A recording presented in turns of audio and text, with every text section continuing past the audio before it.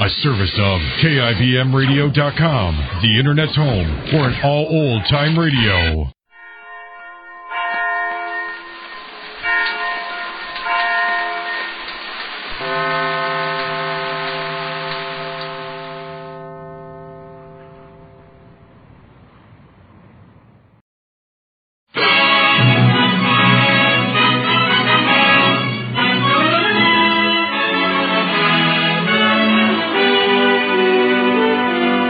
The DuPont Company of Wilmington, Delaware, makers of better things for better living through chemistry, presents the Cavalcade of America.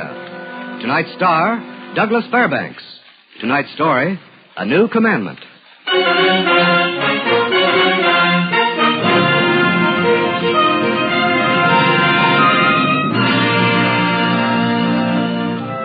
By the calendar, 1847. By the chart, 78 degrees west longitude, 11 degrees 14 minutes north latitude. The schooner Maid Marian is in the blue-green waters of the Caribbean and headed towards her home port of Boston.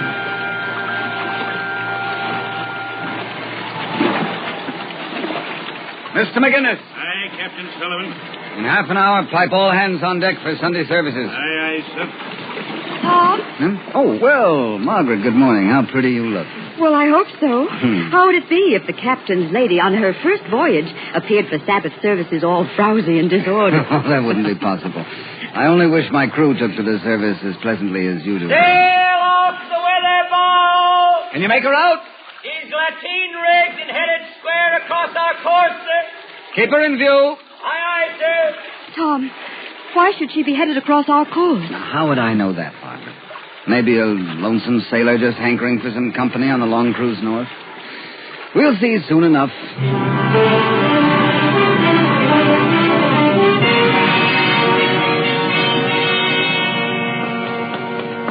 Captain Sullivan, sir. You're not in dress uniform, Mr. McGinnis. Uniform be hanged. Do you see what's coming up beside us? That schooner yonder? Yes. I've been watching her a while. What of it? She's lateen rigged. I'm aware of her dressing, Mr. McGinnis. Well, there's only one schooner rigged like that on this coast. The Esmeralda. I've seen a dozen schooners lateen rigged from Rio to Barranquilla. It's the Esmeralda. Look out!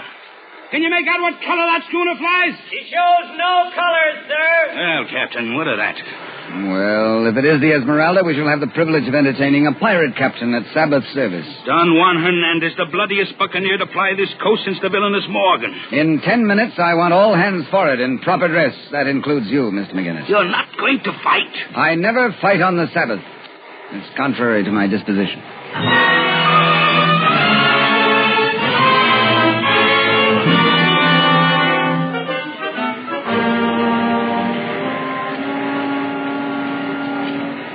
She's crowded on more canvas. She'll be alongside us in a matter of minutes. Do you think it is the Esmeralda, Tom? Yes, I recognize her through the glass, Margaret. It's Don Juan Hernandez, all right. I heard some talk of him at Cartagena. Oh, he's been terrorizing all shipping in these waters for years now. The last I heard of that pirate, he'd moved up the coast of Honduras, but it seems he's back at his old stand now. Will he board you? I expect he will. What will you do?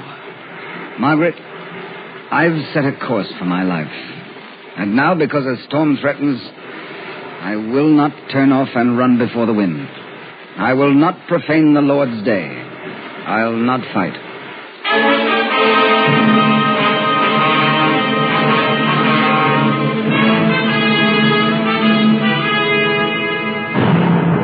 Captain, they sent a shot across our bow. I ask you again, Captain. I beg you, sir, give me the key to the arms cabinet. Let me get the guns into the hands of the crew. The key stays in my pocket, Mr. McGinnis. But, Captain, can't you see? Look at that ship crowding in. Boarding parties set, armed to the teeth, grappling irons ready. Cutthroats thirsting for blood. Break out the Bible, Mr. McGinnis. What? Obey orders, Mr. McGinnis. I said break out the Bible. May the Lord protect us.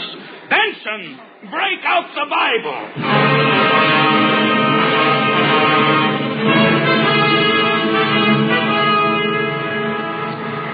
And now we will continue our Sabbath service with a hymn, The Old Hundred. Praise God from whom all blessings flow. Captain, they're right alongside. They're boarding the ship. We're dead men, all of us. Hang on, Mr. McGinnis. Hang on.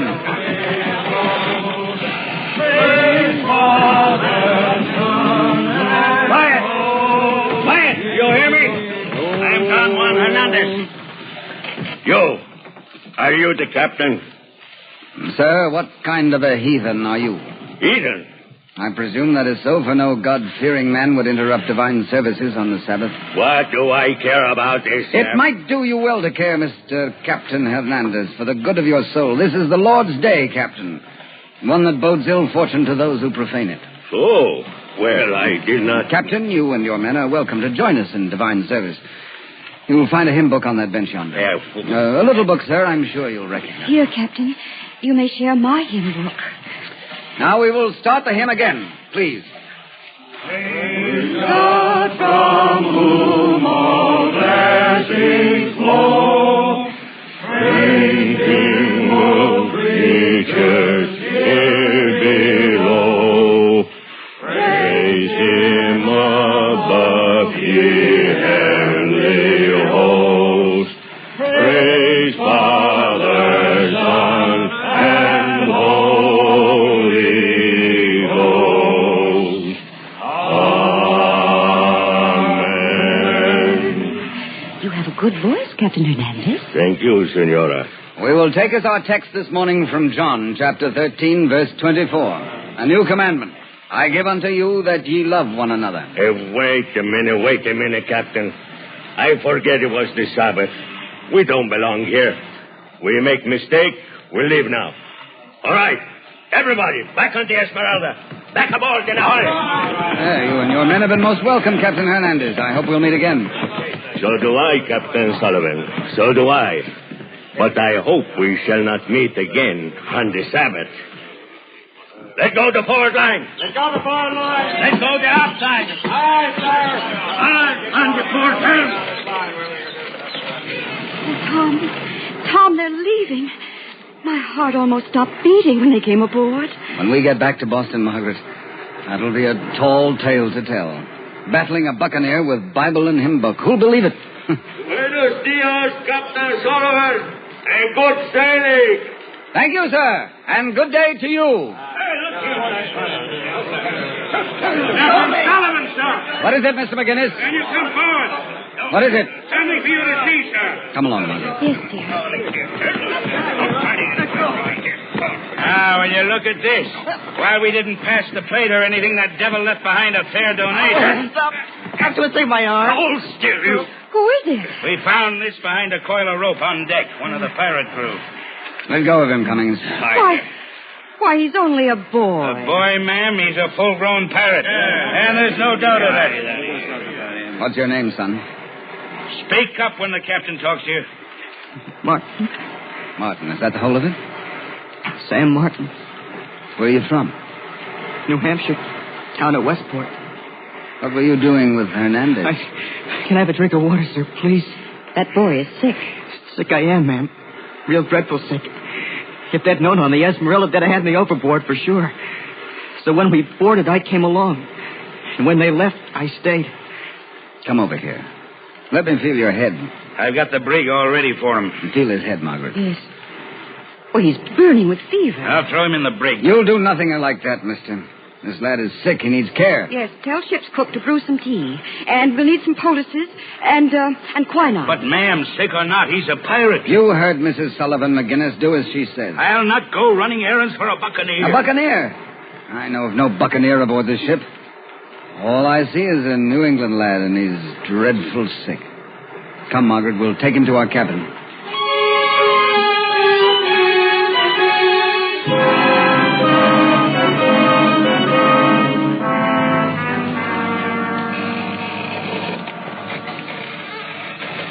How do you feel today, son?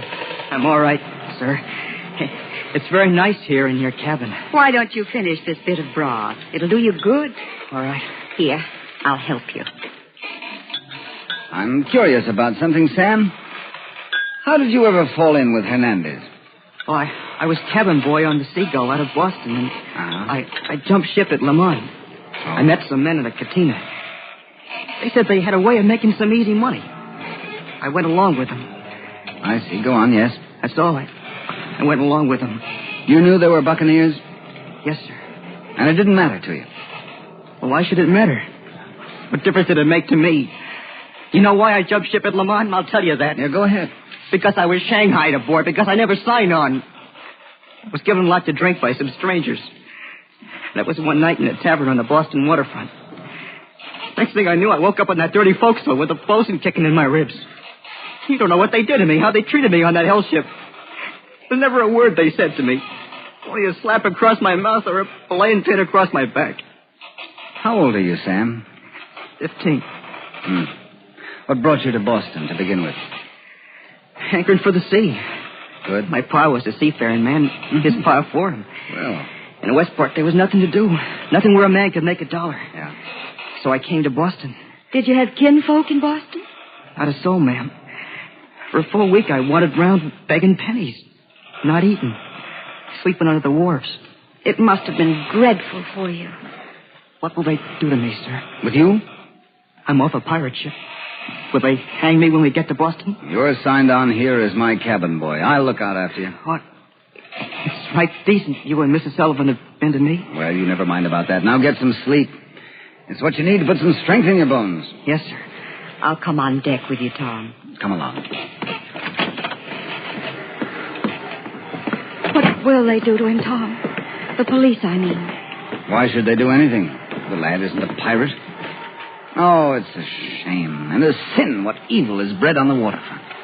Not only in Boston, but I've seen it as bad and worse in every port along the coast. Youngsters come in from the country, decent lads, asking only for a decent chance, and they're put upon by as corrupt a gang of rascals, and bullies as the devil ever put on earth. Never a chance they have. Well, what can be done for them? I don't know. But looking at that boy, I keep remembering a cry that went up nearly 2,000 years ago, Margaret. The voice of another who sought shelter and was denied. The foxes have holes, the birds of the air have nests, but the Son of Man hath nowhere to lay his head.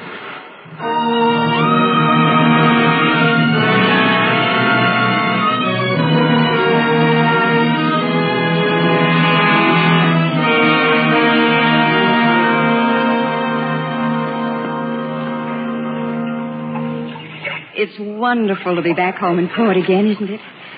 How does Boston look to you after being away all this time, Sam? It does look wonderful, ma'am. Even through a porthole? Even so. I wish I could get ashore. Oh, not until Captain Sullivan comes back, Sam. You mustn't leave the ship. I won't. But will you do what you said? Do it for sure? Oh, of course I will, Sam. I'll be going ashore this afternoon, and I'll see that a message gets to your mother. I'll appreciate that no end, ma'am. I'll tell her that you're well, and that you signed on with us for another voyage. Yes, who is it? Please, open up there. Please. Just a minute. Well, I do? Don't worry, Sam. Everything will be all right. Open up.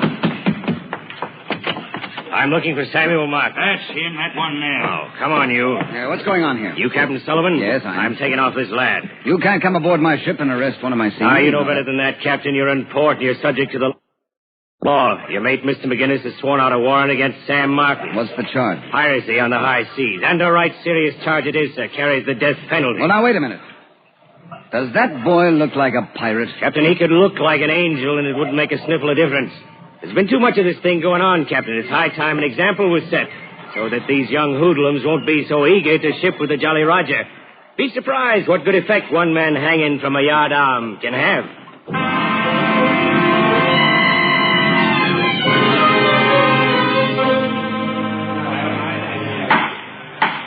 Gentlemen of the jury, have you reached a verdict? We have. The prisoner will rise and face the jury. Gentlemen, what is your verdict? We find Sam Martin guilty of piracy on the high seas.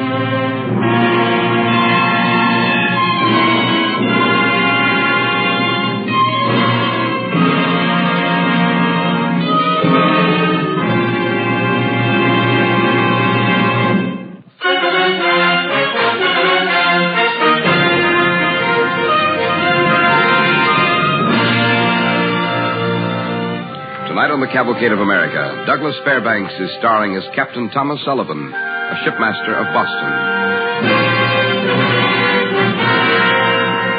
As we continue our DuPont play, Sam Martin is brought before the judge for sentence. The prisoner will approach the bench. The poor boy. It's not over, Margaret. The fight isn't over. Sam Martin, you have been convicted of a most serious crime. Piracy on the high seas. It is in my province to place upon you the verdict of death. However, because a gentleman of Captain Sullivan's high reputation has sought the mercy of this court, it is not in my heart to invoke the supreme penalty. But you have been duly convicted on this crime, and you must be punished. I sentence you to 20 years in confinement. Court is dismissed. I'm sorry, Tom. I did my very best for the boy. You did as much as any lawyer could.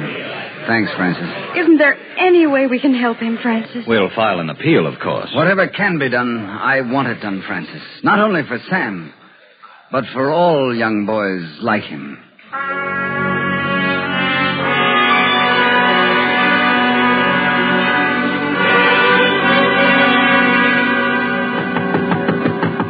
Just a minute. Why, Francis, come in. Hello, Margaret. Is Tom at home? No, but I expect him soon. I just dropped by to tell him that Sam Martin's appeal is all set for a hearing the 4th of next month. Oh, he'll be glad to know that. Well, now, please sit down. I've just made some tea. Well, thank you. I was sitting here reading the paper. Frankly, Margaret, I'm worried about you and Tom. Why? Ever since the Sam Martin case started, you and Tom have been trekking from one port to another, spending every cent you own on some quixotic idea of saving young souls. Francis, neither Tom nor I consider that labor quixotic. We think it's the most rewarding task in the world. Well, that's Tom now. Well, Francis. How are you, Tom? Margaret? You look so tired, dear. Sit down and have some tea. Thank you. I'm dead on my feet. Been down to the waterfront? Yes. All day. From before dawn. Francis, it would make your heart sick to see what I've seen. So many young lads, fine boys at heart, thrown suddenly into an environment that would corrupt a saint. What's there to do about it? What do you do? Well, what can I do? When I find a few together, I talk to them, I try to show them the Lord's way, but I'm like a workman without tools. I've nothing but words to offer them. That's precisely your trouble, Tom. My trouble? Yes. You're all heart and no plan. What do you mean? I mean a practical idea. You can wear yourself away down at the docks and you'll not improve the situation one whit. I think what Francis means is that it will take the efforts of many people joined together. Perhaps what's needed is something like the London Association. The what? I was reading about it. Some young man in London started it. Oh, wait, I'll read it to you. It's right here. Yes. Shall I? Yes, go ahead. In London today, there is a society known as the Young Men's Christian Association. It was founded in 1844 by a young drapery clerk named George Williams. Mr. Williams, the leader of 12 devout young men, established the society as a central point where young men, newly arrived from the towns and cities of England, might find a congenial, friendly, and morally acceptable place in which to assemble and even to reside. Their membership is now upwards of 200, and... Margaret, that's exactly what we ought to do. A Boston Young Men's Christian Association to house all those who seek shelter with rooms for Bible classes and classrooms to learn trades and rooms for recreation. And, Francis, you've wonderful connections with all the most important men of Boston. I want you to help me. It'll take money, Tom, a great deal of money. What can I do? Well, you get those men together for a meeting and put this project before them. Oh, you must do it, Francis. You've got to do it. No, wait, Tom. I'll get them together somehow, some way, but the job of convincing them is yours. You'll have to put it across. Me? Oh, I can't talk to these people. Why not? Well, I've no training in public speech. Oh, ridiculous. You preach a fair sermon. The men on the docks to a crew, but for an audience such as this, I couldn't. Tom, you're going to have to. If I get these people together, you'll have to sell them on the idea yourself.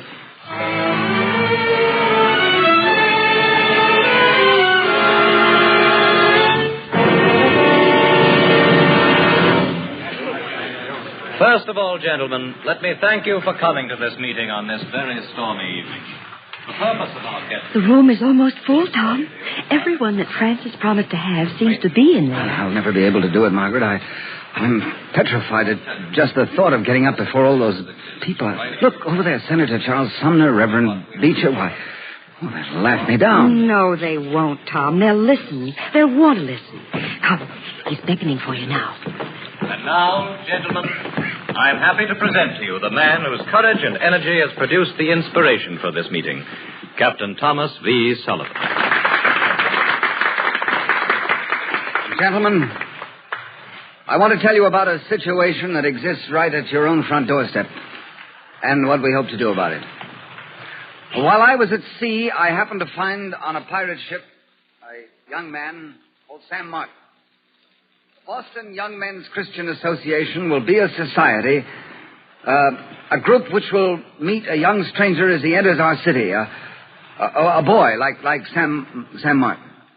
We will find a place, or that is, we will have a place, a quiet home, a place where they can go to that has a fine, decent Christian influence. They, the young boys, that is, when they,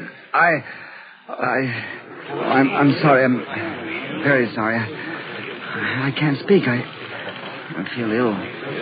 Margaret. Tom. Home. Take me home. Truly, I'm sick.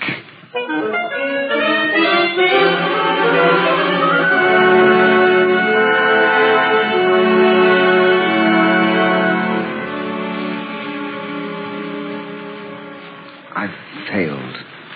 What a fool I was for ever attempting it, Margaret. It was beyond me, and I should have realized. No, Tom, no. They know how deeply concerned you are about all this. These people of Boston have the heart and the will to understand. Oh, Tom, it isn't failure. I don't want to see anyone, Margaret. All right, dear. Evening, ma'am. Sam Martin. I'd like to see the captain, ma'am, if I could. Oh, Tom, it's Sam. Well, lad. Well, I've come to say thanks. But how? I don't understand. It's not hard to understand, Tom. Judge Benson was at the meeting. Oh? When he heard you, when he saw how deeply you were affected by the nature of the appeal you had to make. Yeah? Well, that was enough for the judge. He's paroled Sam to your care. I hope I won't cause you any trouble, sir. Trouble, Sam? Oh, no. You've convinced all those people, Tom. They pledged twice what they might be expected to. You've got what you need to start the Young Men's Christian Association in Boston. Oh, it's wonderful, Tom. It's a prayer answered, no doubt of that. We'll give young men what they need to face the world. Guidance and opportunity. And a home away from home.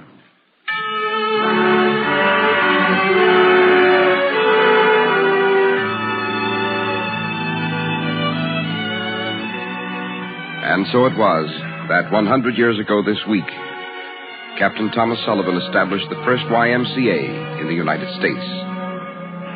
And it was his good friend and attorney, Francis O. Watts, who was elected first president. Today, there are more than 1,700 YMCAs in towns and cities all over this country. And there are millions of boys and young men of every race and creed who belong to this brotherhood, fulfilling a new commandment: love ye one another.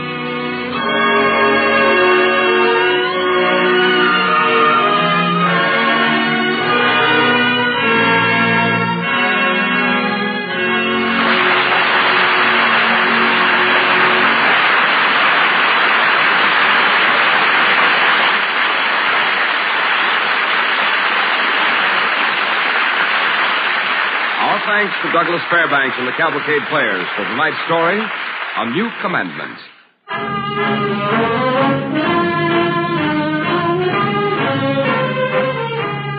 Tonight's DuPont Cavalcade, A New Commandment, was written by Herb Tunick. Music was composed by Arden Cornwell, conducted by Donald Voorhees. The program was directed by John Zoller. Douglas Fairbanks is now being seen in the motion picture Mr. Drake's Duck. This is Cy Harris speaking.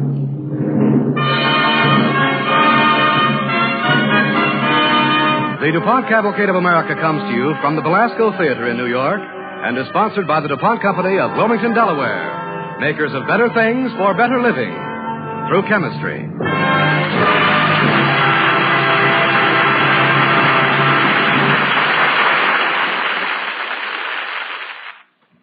Next, Hollywood Theater stars John Lund on NBC.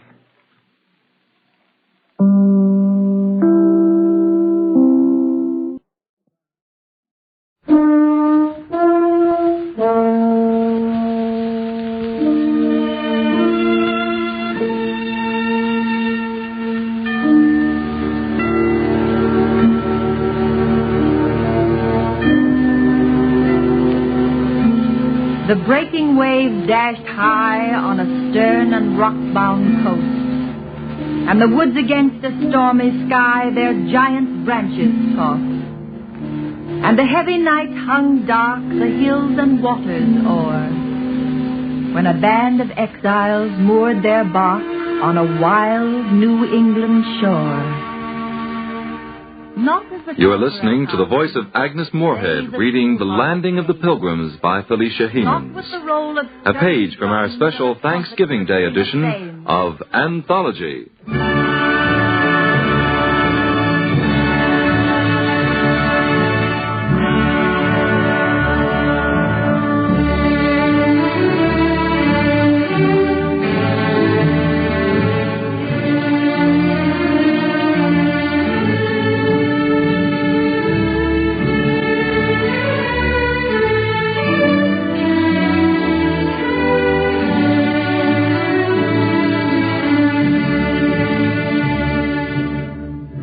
This is Fleetwood. Every Sunday evening at 6:30, WRCA, in cooperation with the Poetry Center of the YM and YWHA, 92nd Street and Lexington Avenue in Manhattan, brings you Anthology, a selection of readings from poets, past and present, and the music to accompany their poetry.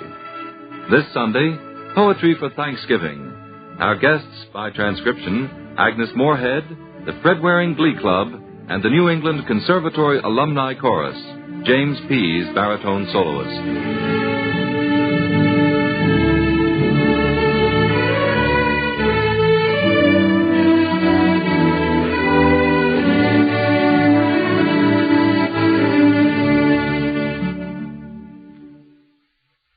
Since Thanksgiving is a season of reunion, a season when we give thanks for the bounty of our table, the peace and comfort of our home, we'd like to open today's program with Lydia Maria Child's beloved Thanksgiving Day. Or perhaps you remember the poem from your school days by the more familiar opening lines, "Over the river and through the woods to grandfather's house we'll go." The poem has been expanded by Frank Kunkel for the special holiday recording you'll hear. The music is by Harry Simeon. And so, if you'll join us, Fred Waring and the Pennsylvanians are waiting outside in the sleigh.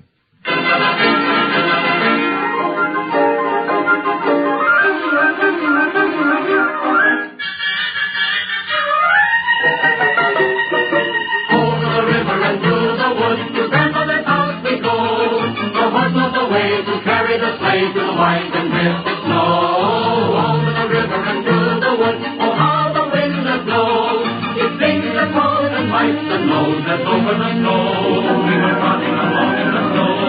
On the waves that blow us over the snow we go. Over the river and through the woods to have a first-rate play. Oh, hear the bell ring, tingling, ring, hooray for Thanksgiving Day. Over the river and through the woods, now grandmother's cat by far. Hooray for the fun in the pudding gun, hooray. This is Thanksgiving Day. Oh, what fun is the pudding gun, hooray, this is Thanksgiving Day.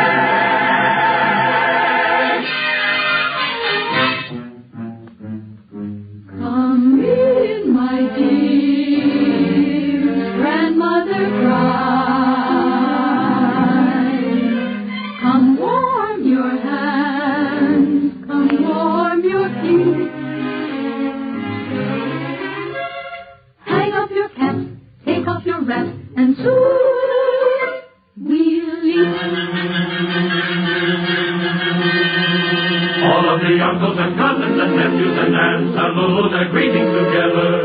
The ladies embrace, the boys have a race, the men are discussing the weather. The rattle of silver, the clatter of dishes, the romance deliciously sweet. The bell tinkles out, and then there's a shout. Dinner is ready. Come in.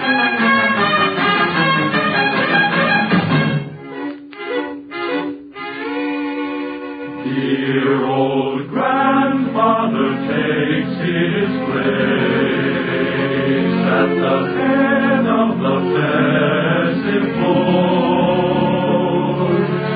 We're quiet now and our heads all are bowed as grandfather speaks to the Lord. Our Father, we thank thee for thy bounteous goodness and thy generous blessing, both now and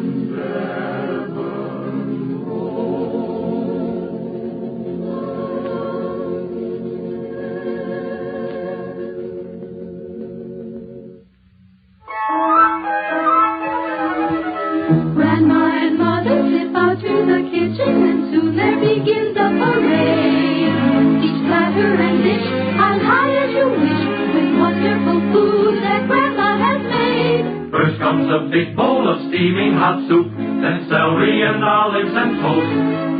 Then eyes open wide as Grandma is spied, marking his wit what we love the most.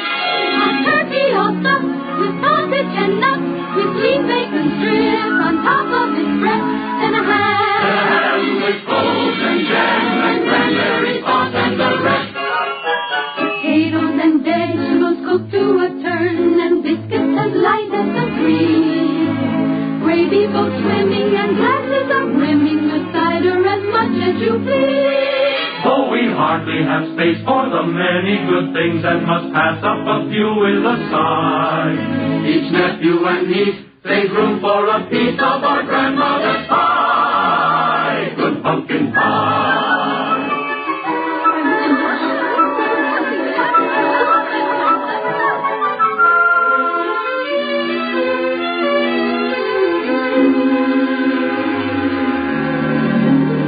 Now dinner is through, but who wants to play? Who wants to run? Or who wants to rest? On grandfather's lap, curled up for nap, our dear cousin John and sweet little Grace. Grandpa unbuttons his vest. In a moment we all hear him snore. Though early today, we all were so gay. We can't stay away.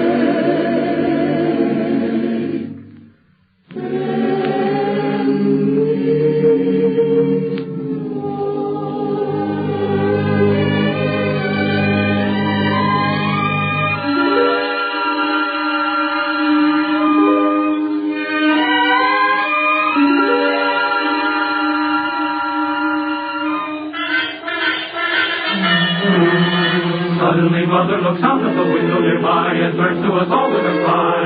It's starting to snow, I think we should go, where the drifts may pile up too high.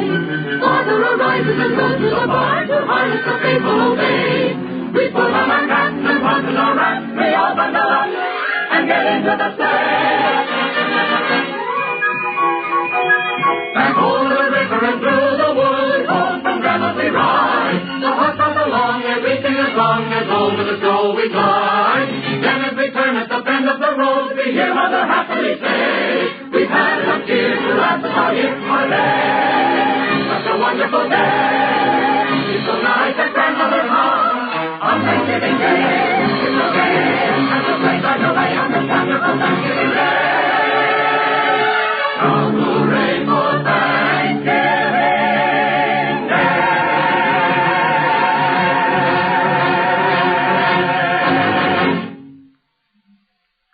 There have been quite a few changes since those days, since the era of the sleigh, mittened hands, frost blue noses. Yesterday, the Thanksgiving Day dinner required weeks of preparation.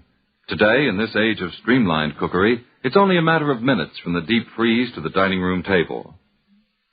Many old Thanksgiving Day traditions have been stored away upstairs in the attic or between the pages of the family album. All the warm, casual little customs remembered only by the very old. Yes, much of the tradition of the holiday has been lost down through the years, but one story will never be forgotten. The story of the Pilgrims, who were the first to celebrate this happy holiday.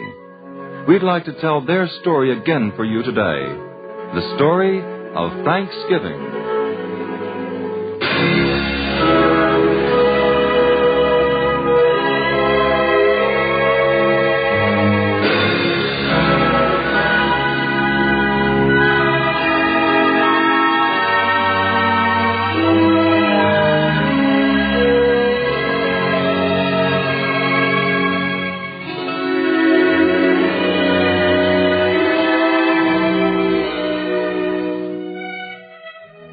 The Mayflower set sail from Southampton, England, on August 5th, 1609.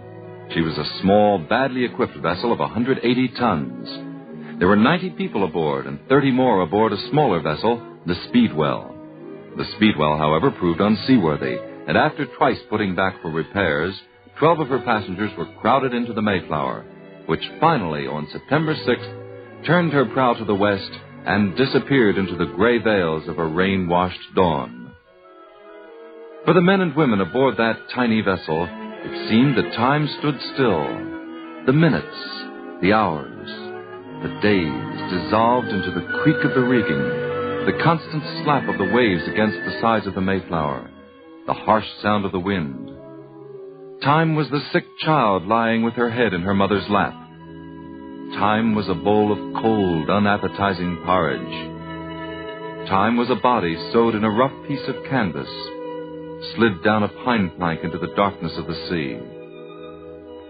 It was 9 weeks later, on November 19th, before the nightmare ended, before land was sighted, 9 weeks of fear and anguish and suffering, of praying for a landing.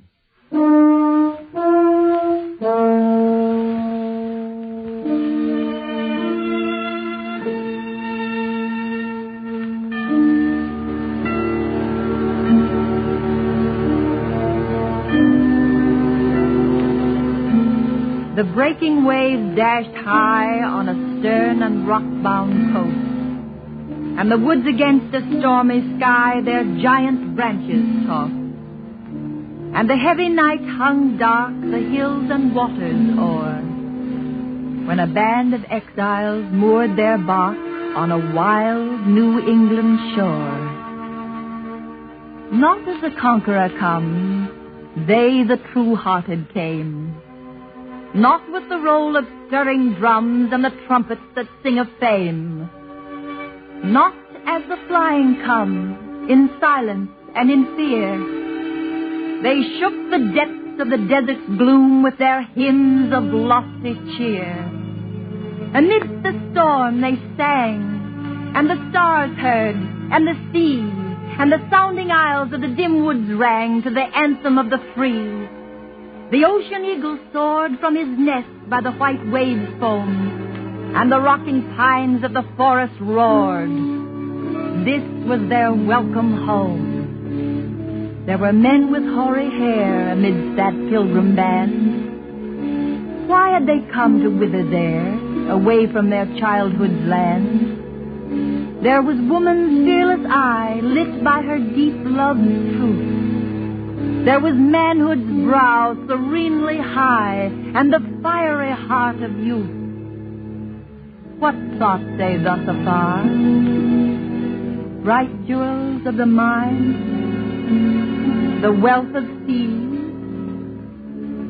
the spoils of war. They sought a faith's pure shrine. I call it holy ground, the soil where first they trod. They left unstained what there they found, freedom to worship God.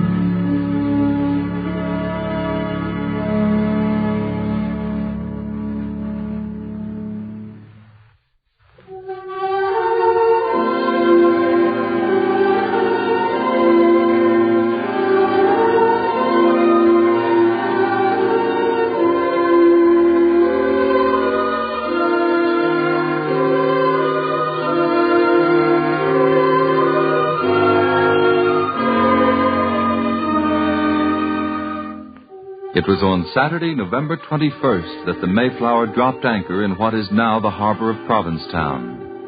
A party was put ashore to explore the neighboring shore to search for a suitable place for the settlement. And on Monday, December 21st, Plymouth Harbor was selected. 4 months later, when the little colony had struggled through its first terrible winter, an Indian came into the hamlet and in broken English welcomed the strangers.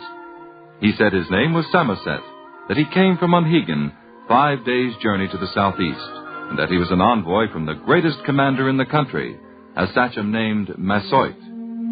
Massasoit himself appeared a few days later, and a treaty, offensive and defensive, was signed, which remained in force for 54 years. The Pilgrims set about planting their fields as soon as spring came, and the harvest proved a good one.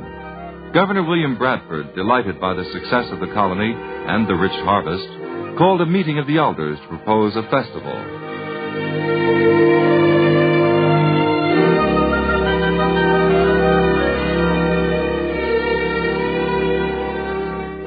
And now, said the governor, gazing abroad on the piled-up store of the sheaves that dotted the clearings and covered the meadows o'er, 'tis meet that we render praises because of this yield of grain.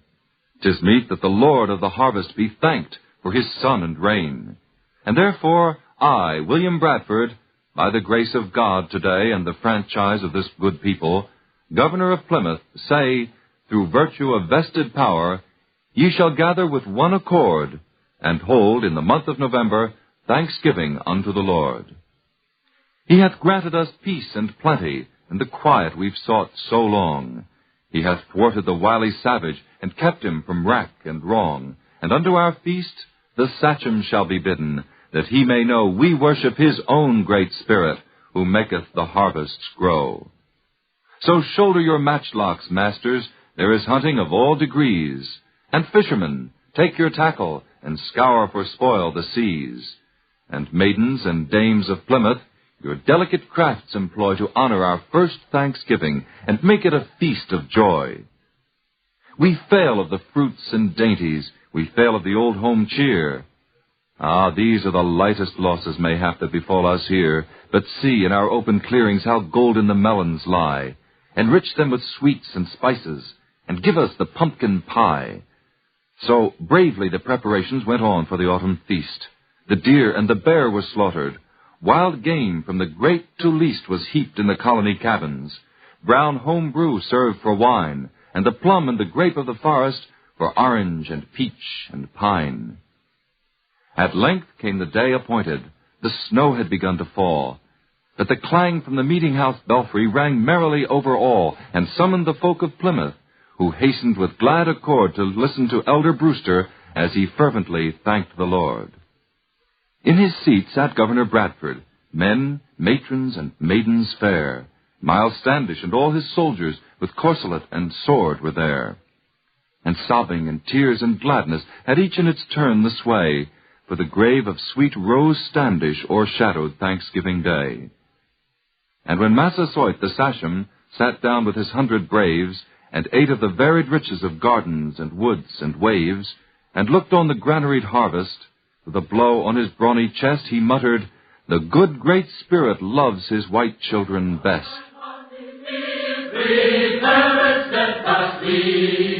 I sing the lasting song, yea, with my The Landing of the Pilgrim Fathers, read by the distinguished Hollywood star, Miss Agnes Moorehead, and the poem, The First Thanksgiving, by Margaret Junkin Preston. Oh, I will thee confess the wholesome one, and in the nations I will thee praise with song. The earliest poetry came to America with the Pilgrims as the Ainsworth Psalter. Henry Ainsworth, a member of the Pilgrim sect, fled from England to Amsterdam in 1593. A learned biblical scholar and teacher, he translated the Psalms from the Hebrew and then turned his translations into verse, form which he set to music. This work, called the Book of Psalms, became known as the Ainsworth Psalter and served as the religious music of the Pilgrims for many, many years. The Pilgrims sang in unison and without accompaniment. They believed, as did John Calvin, that the sole purpose of sacred music was the worship of God, and that organ music was a distraction from the prime purpose. From the Ainsworth Psalter, we'll hear 3 psalms for the Thanksgiving season. Psalm 23, Jehovah feedeth me, I do not lack. Psalm 34, In all time bless the Lord. And Psalm 100, Show to Jehovah all the earth. They will be sung by the New England Conservatory Alumni Chorus, conducted by Lorna Cook de Varon. James Pease, baritone soloist. Jehovah feedeth me, I shall not lack. In grassy folds he down doth make me lie. He gently leads me, quiet waters by. He doth prepare my soul for his name's sake. In paths of justice leads me quietly. Yea, though I walk in vale of deadly shade, I'll fear none ill, for with me thou wilt be. Thy rod, thy staff, they shall comfort me.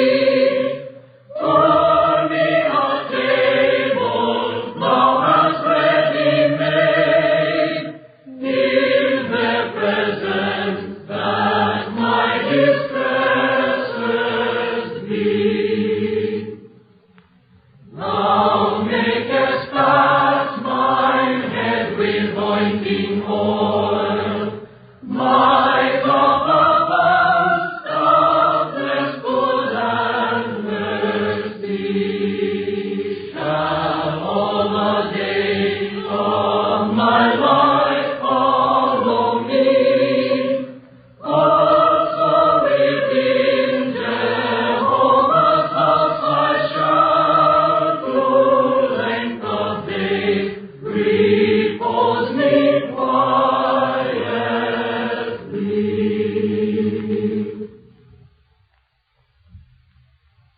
In all time bless the Lord will I, His praise within my mouth always. My soul shall in the Lord glory, the meek shall hear and joy shall say, Oh, magnify the Lord with me, His name together extol we. Lions are in penury stand, and they do hunger greedy be. But any good shall they not want, that seekers of Jehovah be. Come, children, unto me, give ear. I will you learn Jehovah's fear. Who is the man that life doth will? Who is the man that life doth will? That loveth days good for to see. That loveth days good for to see. Refraining, keep thy tongues from ill. Refraining, keep thy tongues from ill. Thy lips from speaking fallacy. Thy lips from speaking fallacy. Do good and evil quietest two. Do good and evil quietest you. Seek peace and after it pursue. Seek peace and after it pursue. The Lord thy schools are just his ears. Attend thee unto their outcry. The Lord's face is against evil doers, to raise on earth their memory. They cried and hear Jehovah did, and them from all their troubles rid. Shout to Jehovah on the earth, serve ye Jehovah with gladness, before him come with singing mirth. Know that Jehovah he God is.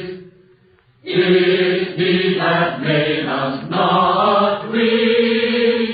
His oak and sheep of his feeding.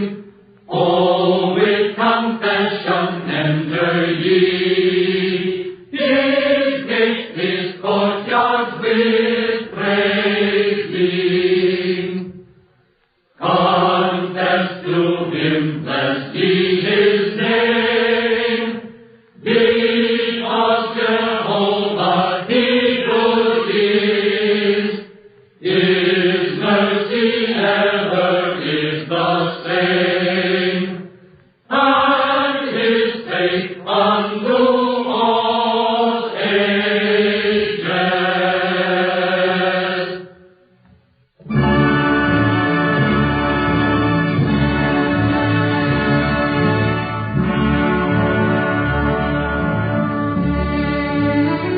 And so, Anthology number 38, dated Sunday, November 21st. Next week, Poetry and the Dance.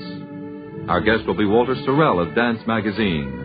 And as an added highlight, we'll present Mr. Sorrell's original verse narrative, Isadora Duncan, starring Miss Sidney Smith.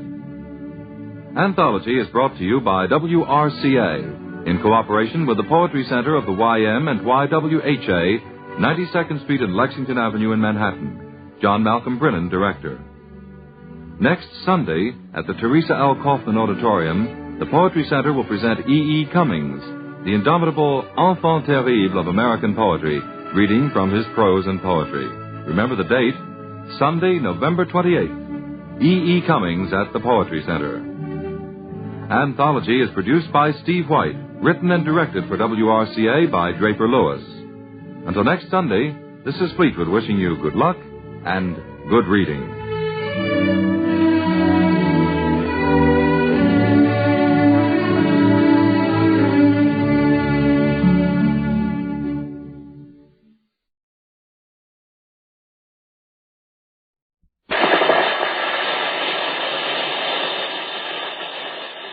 Alka-Seltzer for headaches. Alka-Seltzer for acid indigestion. Alka-Seltzer for cold discomfort. Alka-Seltzer presents the Quiz Kids.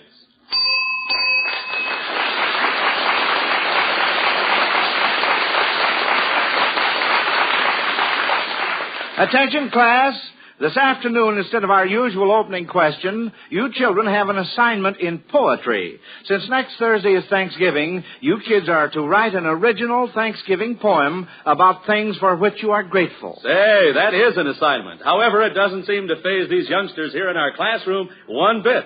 We'll be interested to hear those poems. But first, let's meet the young poets. And here they are, the Quiz Kids and the chief quizzer himself, Joe Kelly.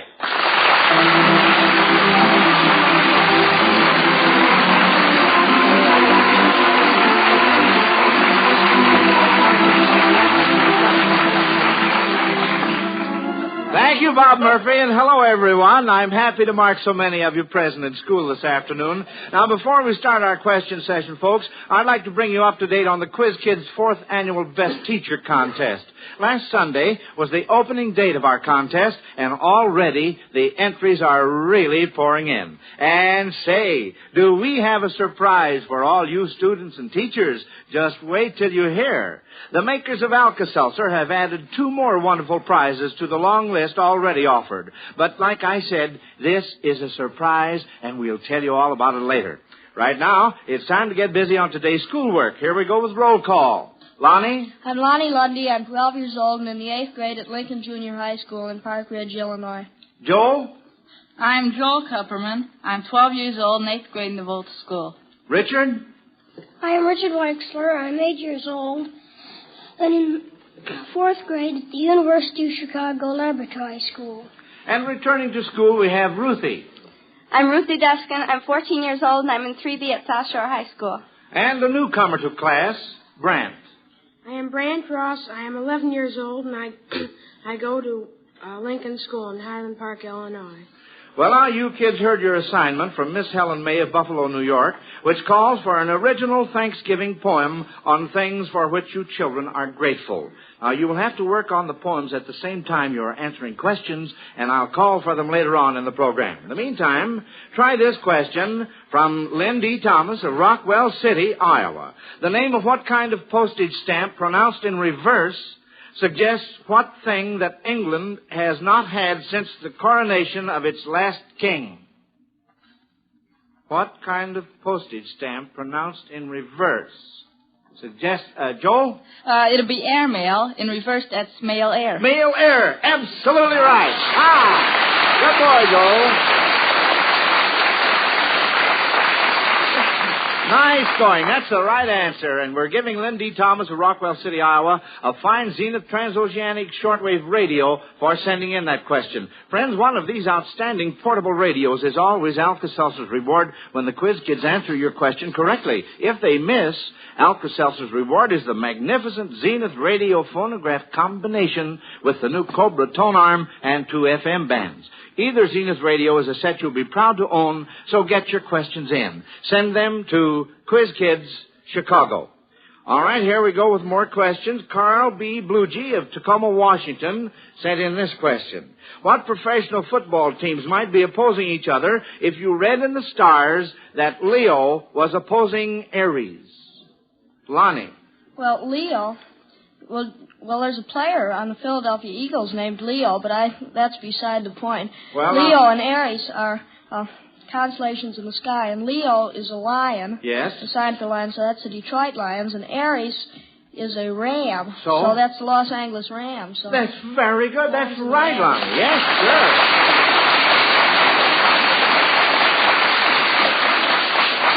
How did the Los Angeles Rams come out last Sunday, Lonnie? Last Sunday, let's see, the Rams played, Who did they play? I've forgotten the Sunday before, I know. Joe? I think they played the Packers. No, they played the New York Giants.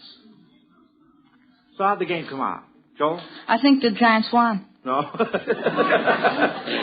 No, the Los Angeles Rams defeated the New York Giants 52-37. Well, now, let's get back to the question. If Ursa Major were versus Aquila, Richard. Well, Aquila is the eagle. The eagle, so? And, Ursa Major. Ursa Major is the big bear. Big bear, so what? So it would be the Chicago Bears and the Philadelphia Eagles. Right, that's right. Yes, sir.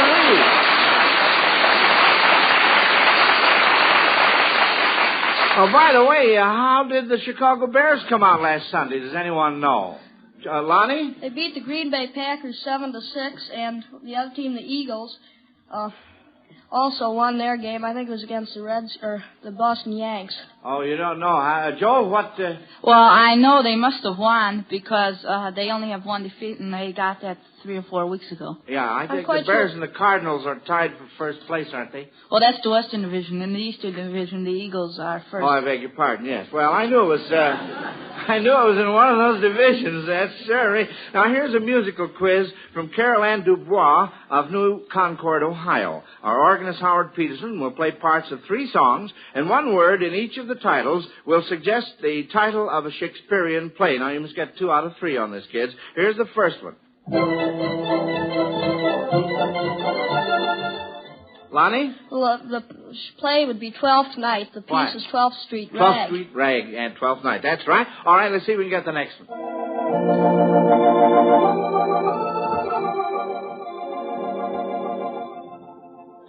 Lonnie? That's I'll See You in My Dream, so it'd be A Midsummer Night's Dream. Very good, Lonnie. Very good. And here's the last one.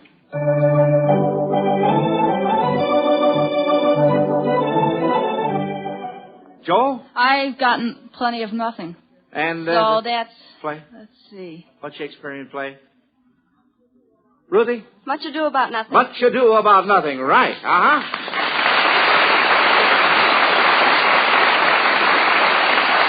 Before we take up this next question, a word from Bob Murphy. Yes, Joe, and this word is directed to all of you folks who have never tried Alka-Seltzer for the relief of headaches. Now, the next time you have a headache or someone in your family has one, just drop 1 or 2 Alka-Seltzer tablets into a glass of water. Watch it bubble up and dissolve, then drink it. You'll be amazed and delighted at how quickly this glass of sparkling Alka-Seltzer brings relief from the pain and distress of your headache.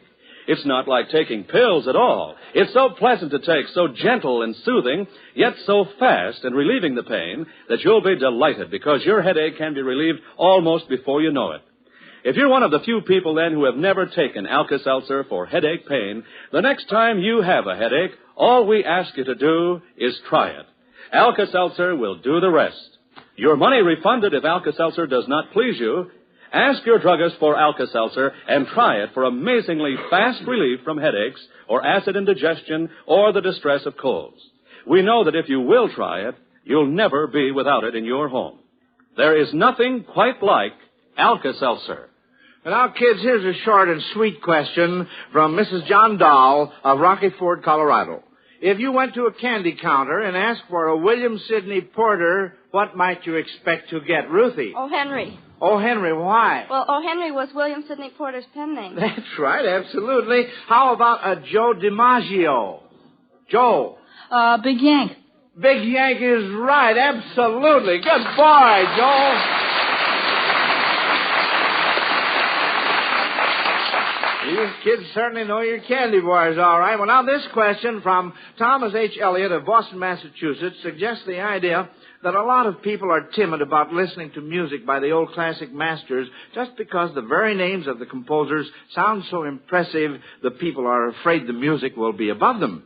But if the composers' names were translated into English, they really would become very commonplace. For instance, if you heard a musical number by Johann Bach, you might like it better if you realized it was a little something written by whom? Ruthie? John Brooke. John Brooke.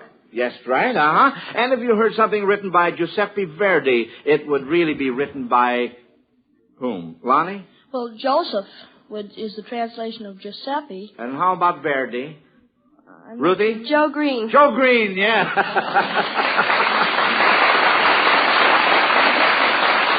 William R. Sewell of New York City has sent in this little nature study, kids. If you had to assort the following creatures according to whether they were insects or amphibians, how would you classify them? The first one is a newt. Richard? Amphibian. Amphibian is right, uh-huh. How about a Cecropia? Richard again.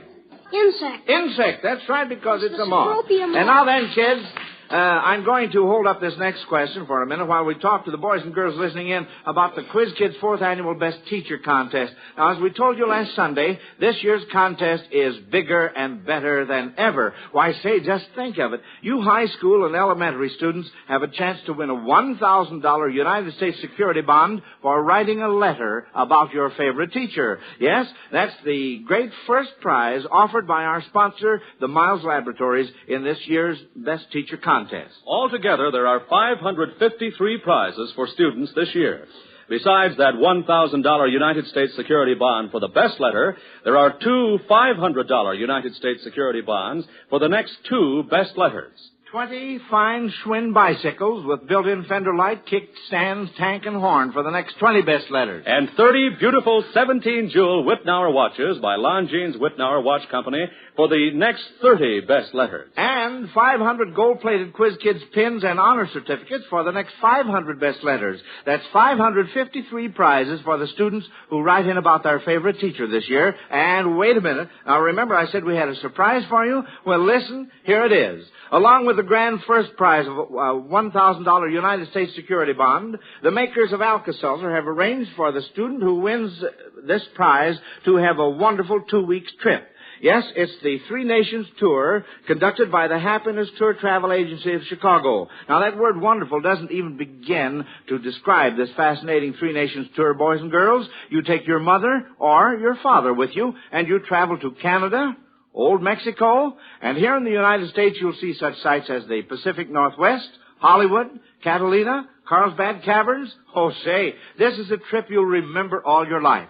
This happiness tour can be yours if your letter wins first prize. And do we have a surprise for the winning teacher, Joe? Oh, you bet we do, Bob. You already know that the teacher who wins the honor of being selected the best teacher of 1949 will be given a grand cash prize of $2,500 for a full year of study at any university or college, will appear on our nationwide Quiz Kids program, and be royally entertained for a week here in Chicago with all expenses paid. Now then, in addition to that, the makers of Alka-Seltzer have arranged a trip to Miami Beach, Florida, for this year's winning teacher. Yes, sure, that's what I said. Some happy teacher will board a big new DC-6 Delta airliner and fly to Miami Beach, Florida, for a week's stay at the McFadden Deauville Hotel on the ocean front. Now, I want to say to all you boys and girls listening in, that happy teacher can be your favorite teacher if your letter wins in our Best Teacher Contest. That $1,000 bond can be yours. That exciting Three Nations Happiness Tour can be yours. So get busy on your letter and send it in. Here's all you do. Just write a letter of any length on the subject, "The Teacher Who Has Helped Me Most."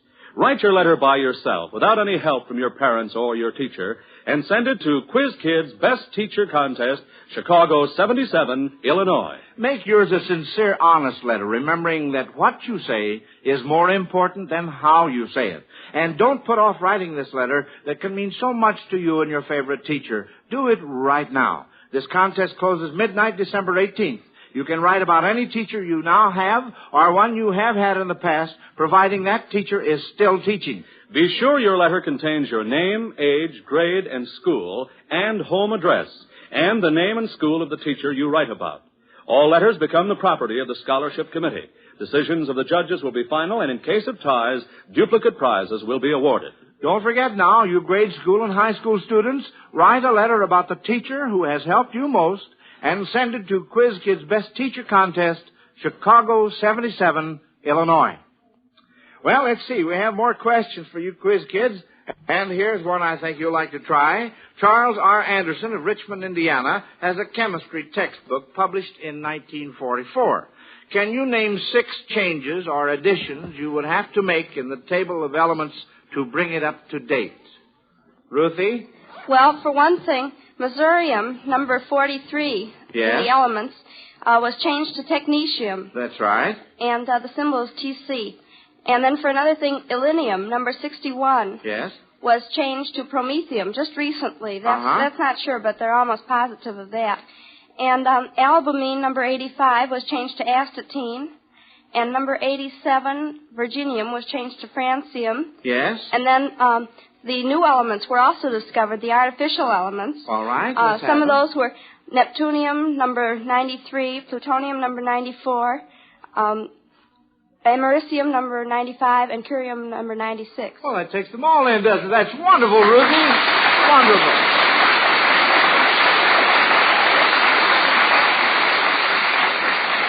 Only asked for 6, and you gave me 2 times 4, which is 8. And, that's certainly interesting, especially about the new ones. It reminds me of the thrill we all had a few years ago when Dr. Glenn T. Seaborg, right here on the Quiz Kids program, made his first public announcement of the discovery of elements americium and curium.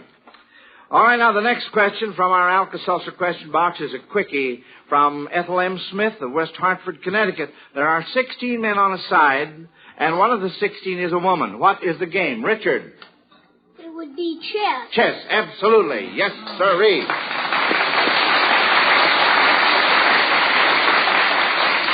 Next question coming up is a math question from Frank Rosenthal of Detroit, Michigan. If you use all the digits from 0 through 9 as often as you like, how many 5-digit numbers can you make? Now, you have pencil and paper for writing your poems, but I'm going to ask you to work this in your heads. Joe? Well, it'll be all the numbers from 9,999, from 10,000 to 99,999. So that would be 90,000 numbers. 90,000 is absolutely right. That was plenty quick, Joe. Plenty quick. Now, I've just had the nod from Bob Murphy, and it means that he has his crystal ball all set up, and we're going to have a look into the future. Right you are, Professor Kelly. Look closely now, Professor, and tell me what you see. Okay. Well?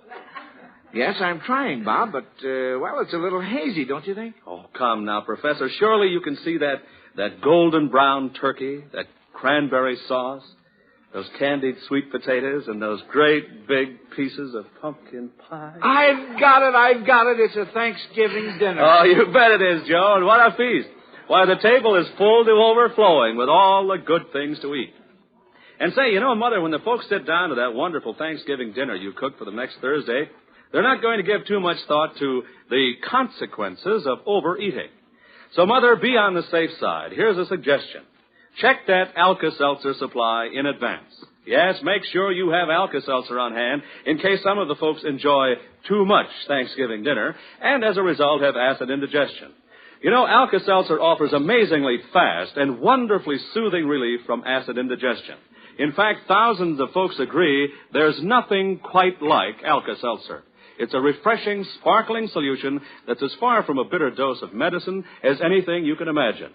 So check that Alka-Seltzer supply. If those tablets are down to 4, remember, it's time to buy some more. And say, buy an extra package, too. That's the wisest thing to do. Well, now, kids, it's time for a little fun. And since so many of our listeners enjoyed hearing little Richard Weitzler ask a riddle last week, I'm going to ask him if he has another one to try us on. Can you think of another riddle, Richard? Remember, you stumped us last week, and I think we ought to have another chance. I have one, Mr. Kelly. Oh, have you got one? Oh, fine. What runs and runs and runs on one leg? What runs and runs and runs on one leg? Oh, say, there is a super double duper. Lonnie? A stocking. The what? A stocking. Stocking. Is That's that right, Richard? Lonnie. Huh? That's right. Oh, we got it! We got it! Hooray for ourselves! Oh, dear. Well, now that makes us even Steven, doesn't it? Wish I'd have thought of that myself. Well, here we go. I'll tell you what. Let's see what you quiz kids have written for your Thanksgiving poem assignment, which I gave you at the beginning of today's question session. Are we all set? Let's see. We have 2 hands up, and Ruthie's still working on. All right. Well, you go ahead. We start off with Lonnie. Well, this is rather short.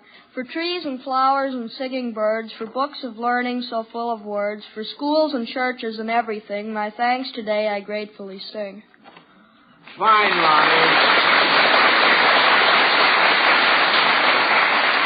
That was very, very fine. And now then, how about you, Joel?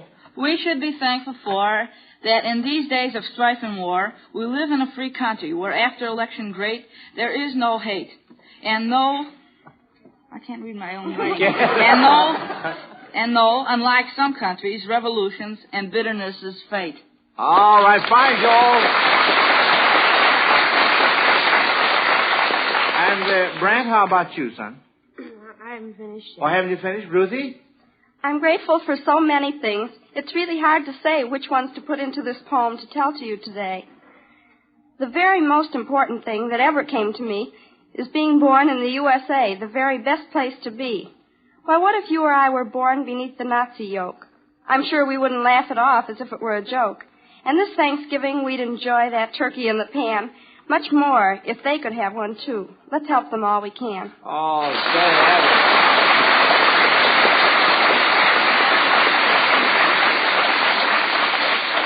that was a dandy, Ruthie. And, Brant, have you finished yet? I'm still stuck on the fourth line. On the fourth line. Well, I know how that goes. That's the way I write my poetry, too. Richard, how about you, son? I'm stuck like Brant. Oh, you're stuck like Brant, huh? Well, let's see. Now, maybe the two of you fellas could get together and help each other out. Well, what is your poem about, Richard? Why don't you tell us just in words what you're thankful for? I'm very thankful to be able to live in the USA and not to have to live in some country where there's war and stuff like that. Yeah. And what else? I'm glad to have a good mother and father and to go to a good school and have good teachers there. And money. And I'm also very thankful to be a quiz kid. Attaboy, Richard. That was all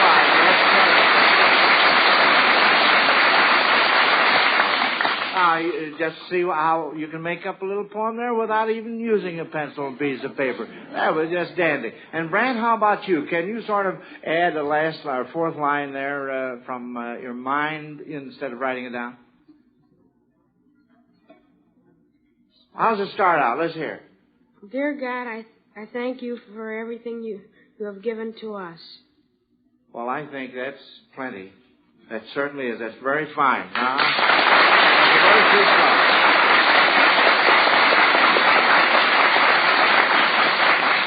I'm pretty sure we're all very, very thankful. Now, here's a question here. Hugh Thompson of Dwight, Illinois, wants to hear a little discussion on this question, kids. Do you think it would be fairer to discontinue the Electoral College and let the candidate who wins the most popular votes be the winner in future elections? Joel? Well, yes, because in some states, say where not many people vote, or in the largest states, they may carry the election. And the popular vote, actually, that's the principle of electing. It really isn't quite fair, though we might be able to keep on the Electoral College if we use the proportional system by dividing the state's electoral vote according to how much percent the candidates get out of it. Yes, That sounds very logical. And Ruthie? Well, I think we should definitely discontinue the Electoral College unless we use something like Joel said, because it's sort of, well, like a farce or hypocritical to do something like this and then say that we have a really free election, because there are possible cases where you can, a candidate can win more votes and yet lose the election. It doesn't usually happen, but still, it's the principle of the thing. Yes, And Lonnie? Well, there are points for both sides. If we did continue the Electoral College, there might be many minority parties springing up, like in France, and no party would really gain enough control to really run the country effectively. But on the other hand, a state like Nevada or some state with a small amount of electoral votes carries too much power, as Joel says. If, for instance, if Nevada gets 3 electoral votes, California should have around 300, but so it's not divided proportionally that way. And as Joel said, I think it would be better if the states were divided. And Joel, did you want to add something to this? Well, the best example against the whole thing would be the election of 1876, where there were 2 candidates, Hayes Republican and Tilden Democrat. Tilden got a majority vote, but according to the electoral system, Hayes was elected, and he was a minority president. Uh-huh. So that could happen again. Yes, it could. Well, I think that we've had a very nice discussion on this, and I'm sure Mr. Thompson of Dwight, Illinois, is very, very happy with the outcome. Now, Harry McDonald of Chicago wants to turn the tables on this question. He wants you youngsters to pretend you are at the opera, but instead of someone's asking if there's a doctor in the house, you are to tell if there is a doctor in the opera. Now, suppose you were seeing the opera La Traviata. Would you find a doctor in this opera? Ruthie? I don't think so. You don't think so? I don't know of a doctor in it. Joel, what were you going to say? When Viola is dying at the end of the opera, there's a doctor in attendance on her. That's right. His name is Dr. what? That's beside the point. But there is a doctor in the opera. His name is Dr. Grenville. Uh-huh. And now suppose you were attending the opera, The Marriage of Figaro. Would you find a doctor in the opera? Joel? Well, that was the doctor that, I don't know exactly his name. It began with B, I think Basilio, that was always helping this uncle to try to marry his ward. His name was Dr. Bartola. Oh. Mm-hmm. Uh-oh. Well, there's the bell. Uh-huh. And, of course, you all know what that means. It's time to question the judges and see who won this afternoon. I will give them a chance to add up the scores. And while we're waiting, here's an important message about one-a-day brand vitamins. Have you had your vitamins today? Are you giving your family the protection of one-a-day brand multiple vitamins for the winter months ahead? You buy winter coats and warm clothing as insurance against winter weather. But by all means, remember your wintertime vitamin insurance, too. Can you be sure that your diet is not low in vitamins? Don't take chances.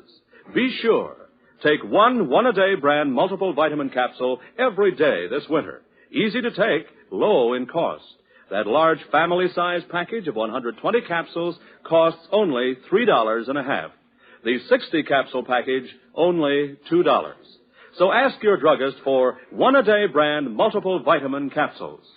All right, attention, quiz kids. Here are your report cards. Now, as I read your grades, remember that whether you win or lose, you will each receive a $100 security bond from the makers of Alka-Seltzer to help you with your future education. And remember, too, that we take into consideration your age as well as the number of correct answers you gave in determining your grades. After doing that, the judges say that as a class, well, we didn't miss any questions today. Yes, sir. Just like last Sunday, we didn't miss any. And Joel and Ruthie tied for first, and Lonnie and Richard tied for third. So we'll see you four back in school next Sunday in competition with Patrick Conlon, age 11. Now, I hope all of you folks will be with us next Sunday when our special guest will be Dr. Philip S. Moore of Notre Dame University, who will speak to us from far-off Australia. And between now and next week, all you boys and girls listening in, I want you to be sure and get busy on the letter you are going to send in to our Best Teacher contest. Yes, sirree, I want every one of you to have a chance at winning one of the wonderful prizes, and your letter will give you that chance. So write it and send it to Quiz Kids Best Teacher Contest, Chicago 77, Illinois. And now, until we call class to order next Sunday, this is Joe Kelly dismissing the Quiz Kids. Goodbye, kids. Bye, Mr. Kelly.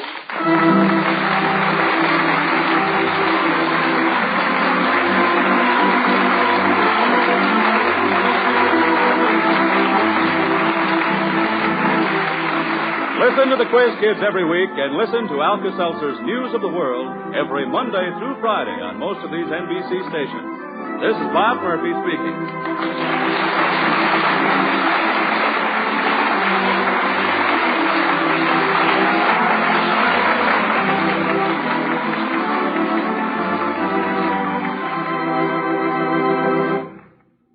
This is NBC, the national broadcasting company.